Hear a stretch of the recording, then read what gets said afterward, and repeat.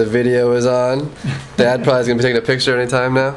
All right. What are we doing here? I'm reading chapter 20 of There Is No One in the Bathroom, but Let's Murder Him Anyway. Excellent. So I'm very excited. Yeah, let's do it. Tell me when to start. Go whenever you like. Okay. He's not your father, screamed a new Dr. Berger, who had just arrived with a freaking gorilla. He's a teepee. No. He's a wigwam. No. He's a teepee. He's 2 tents. Charlie couldn't resist a straight line, let alone a whole string of them. He's one of my experiments gone wrong. Keep going. All right. The newest Dr. Berger continued, putting his arm around his gorilla friend's shoulders. Don't touch him or you'll be instantly incinerated. You're the experiment gone fucked, one of the Dr. Bergers, the one with the hatchet raised over his head, said. Margaret and Charlie were mesmerized and paralyzed, and also really, really bored and hungry. I could eat an otter, Charlie said. Kids! What the heck have you been doing? Mrs. Berger exclaimed, absent-mindedly. That didn't sound absent-mindedly. Taking one of the Dr. Berger's penis in her hand, started stroking it. The heck are you doing? Margaret exclaimed back, putting her hand over Charlie's eyes. Charlie, who couldn't see, didn't know how to talk when he couldn't see. I can't see. I can't sing, he said finally, when Margaret lifted her hands. What did he just say? Margaret said to herself, advertising that everything was going to crap. Give me some destruction, screamed the Dr. Berger with the hatchet, looking for all appearances like a copy of Dr. Berger.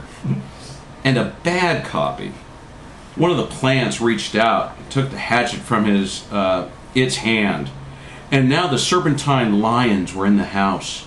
Everything was turning green and surreal. Give me back my axe, the axeless Dr. Berger cried, arm still raised over his head. That's not yours, numbnuts. Give me some destruction, another Dr. Berger copied. That was the problem with cloning. No original thoughts. And just when you thought that the bullcrap would be piled to the ceiling, the bathroom's blinding white lights all went on at once. Daddy never turns on all the lights for us, Margaret thought. Charlie and I have to use a dark, dank porta potty like idiots. And now he's blasting bright lights in a real bathroom is just one more reason I hate my father. And my mother. And come to think of it, everybody.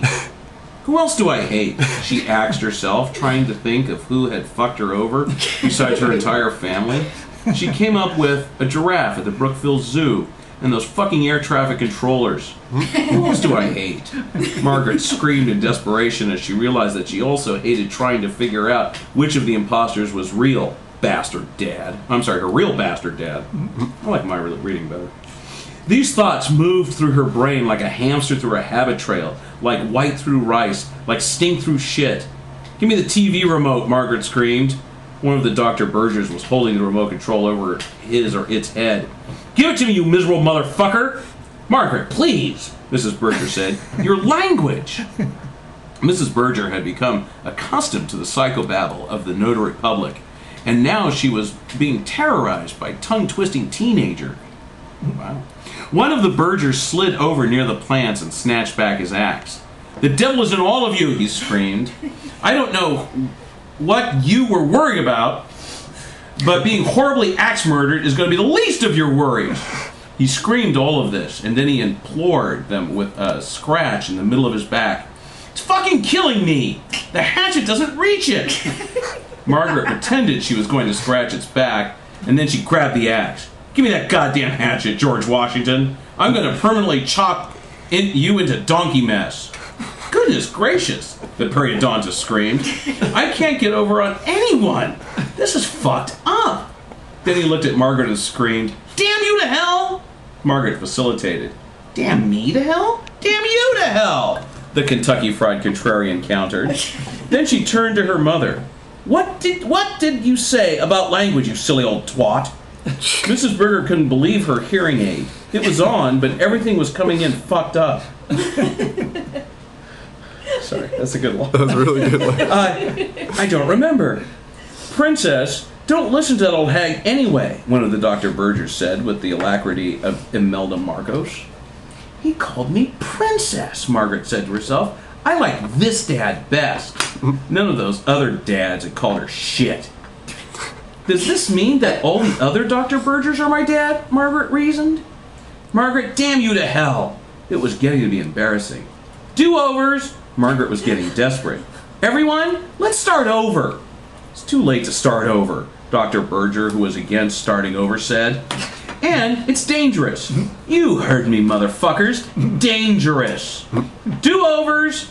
Margaret had pressed her repeat button in desperate ploy not to deal. Which was the actual dad? Which? Oh, fuck it. Everyone's eyes were spinning in everyone's heads. It looked like a convention of Walking Dead slot machine salesmen. It was this that gave Margaret an idea. That's an old Navajo Indian code talker down the street, she said. He can figure this out. Go get him. Charlie, obedient as always, instead ran around in circles like the Yildoy he was. Hey, no one ye sans me, Teakle Choke G. Margaret pointed with her eyes at the hatchets he held over her head and started screaming in Navajo.